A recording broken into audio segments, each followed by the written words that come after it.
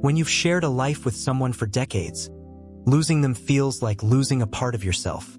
For many women, the passing of a husband isn't just about grief. It's a sudden shift in everything familiar. Routines, responsibilities, even identity. And in the midst of that heartbreak, it's easy to make decisions that feel right in the moment, but lead to regret later on. That's why today, we want to gently walk with you through 5 costly mistakes many women make after their husband passes, and how you can avoid them. Because while your life has changed, it hasn't ended. Whether you're going through this now or simply preparing for what may come in the future, this video is for you or for someone you love. These are not just financial tips. These are lessons drawn from real stories, real experiences, and the wisdom of women who've been there. And through it all, one message remains clear. You are not alone. So grab a cup of tea, sit somewhere quiet, and let's have this honest conversation together, from one heart to another.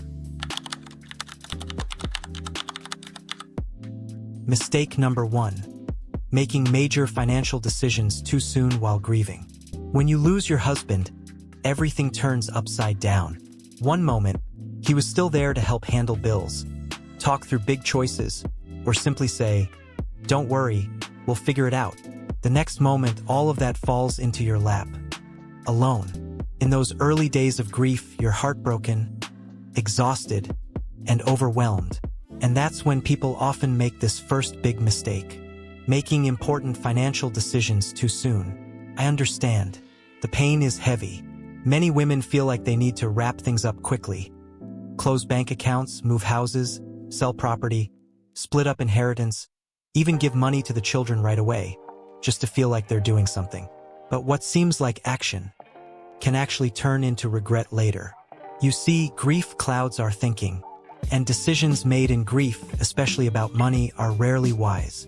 Some women sell the house too soon, only to realize months later that they weren't emotionally ready, or that they rushed into a bad deal. Others give large sums of money to family because they want to do the right thing, without realizing they may need that money later for healthcare, housing, or simply peace of mind. Even simple things like changing insurance policies or transferring ownership on major assets can lead to trouble if done too quickly without legal guidance. It's not that these decisions are wrong. It's that the timing is. You don't need to do everything right away. So what should you do instead? Pause. Take a breath. Give yourself permission to not decide just yet. Find someone you trust. Ideally, a certified financial advisor who doesn't benefit from your decisions. And let them help you sort things out slowly, clearly, and with your long-term needs in mind. If you don't have an advisor, ask a close friend or family member to help you gather information and ask the right questions. You deserve support that's patient and kind, not pushy. Here's something important to remember.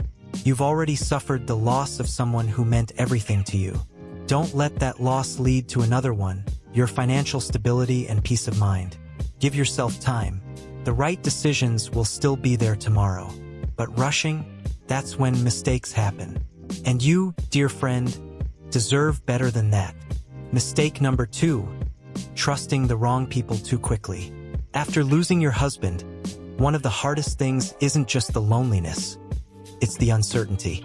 You suddenly find yourself making decisions you never had to make alone before. And in that moment of vulnerability, it's natural to look for help, for someone to lean on. But here's the painful truth. Not everyone who offers help has your best interest at heart. In fact, one of the most common and costly mistakes that many widows make is trusting the wrong people too soon.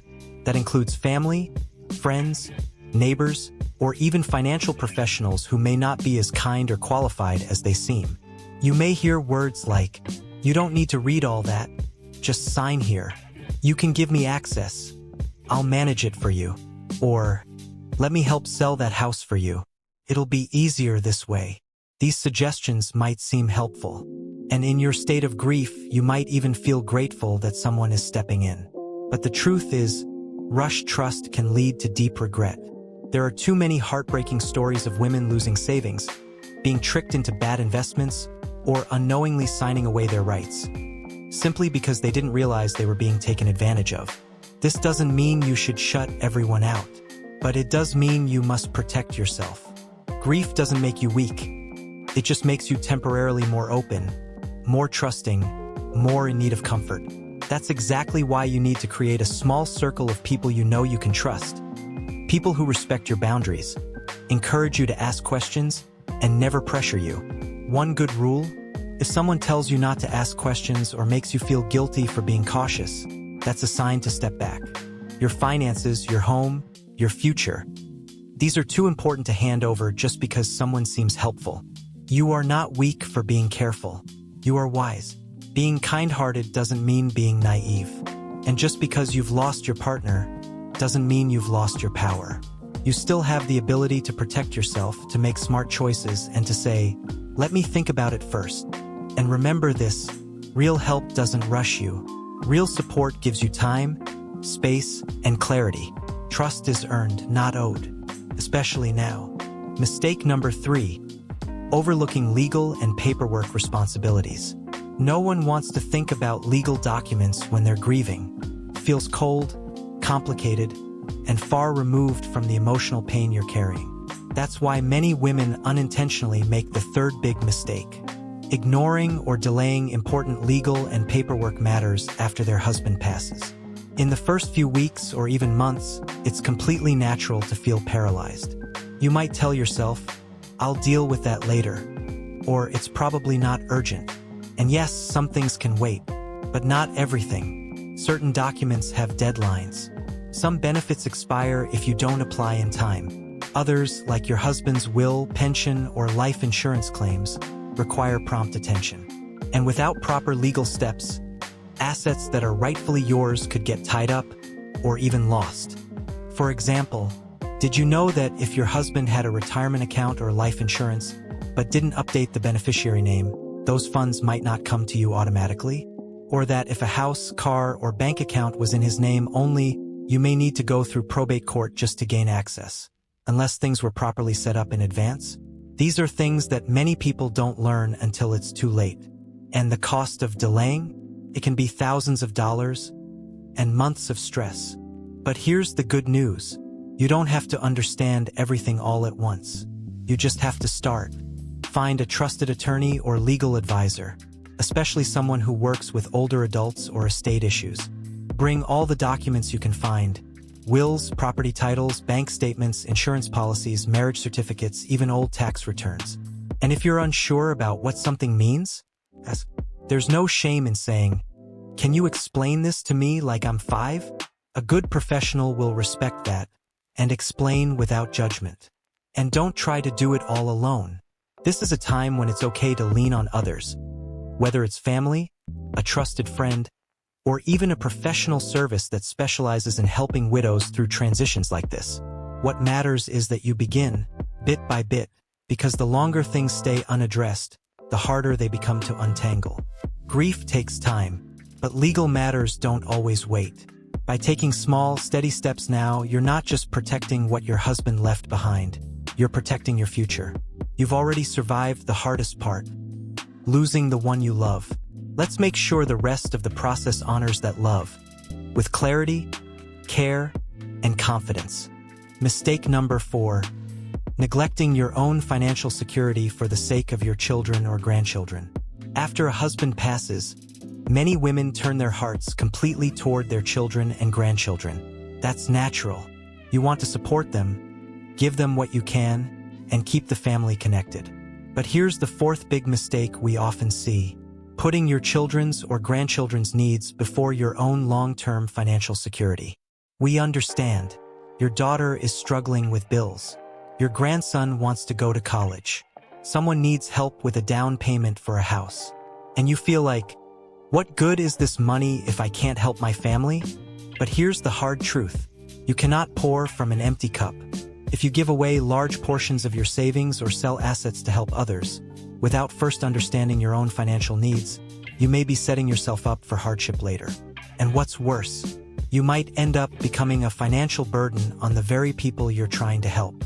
Helping family is beautiful, but it should come after you've taken care of your own essentials: housing, healthcare, emergency funds, and enough to support a long retirement. Remember, women tend to live longer than men. You may need your savings to last 20 or even 30 more years. Medical costs can rise. Assisted living or home care isn't cheap. And inflation slowly eats away at fixed incomes. Giving away too much, too soon, can quietly erode your sense of independence. Here's a better approach. First, make sure you have a clear picture of your own finances. Create a budget, review your monthly income, understand what you'll need for different stages of retirement. Only after that, and with proper planning, should you consider giving money away. And when you do choose to help family, set clear limits. Offer gifts, not loans. Avoid co-signing large debts. And never feel pressured to say yes just because you love them.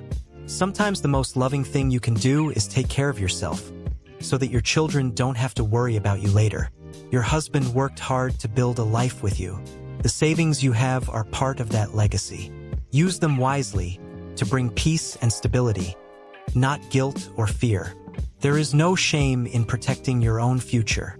You've spent your life giving, now it's okay to give back to yourself. Be generous, but be smart. And always remember, your well-being matters too. Mistake number 5. Letting grief take away your sense of purpose and future. When your husband is gone, it can feel like your world has stopped. Everything is quieter, emptier. The routines you once shared, morning coffee, evening walks, small jokes, suddenly vanish. And in that silence, many women fall into the 5th most painful mistake, believing that life is over and letting grief steal their sense of purpose. We get it. You shared a lifetime, decades of memories, struggles, victories, routines. You may feel like you've lost not just a husband, but also your partner in everything that gave your life shape and meaning. And in that haze of grief, it's easy to believe that the best days are behind you, that nothing truly matters anymore, that you're just waiting. But here's what we want to gently remind you. You are still here. You still have time, breath, value, and a reason to wake up each day. Your life isn't over. It's changing. Yes, it's different now, but that doesn't mean it can't be meaningful. In fact, many widows find that this chapter becomes a powerful time of reflection, growth, and even new beginnings, if they allow themselves to see it. You might find joy in unexpected places, volunteering at a local school, writing down your life story for your grandchildren, picking up painting, gardening, singing, or something you gave up long ago. Some women even travel, take classes, or start small businesses, proving that purpose doesn't end with loss. It shifts, it evolves, and yes, it can even surprise you. And let's be honest, there will still be hard days.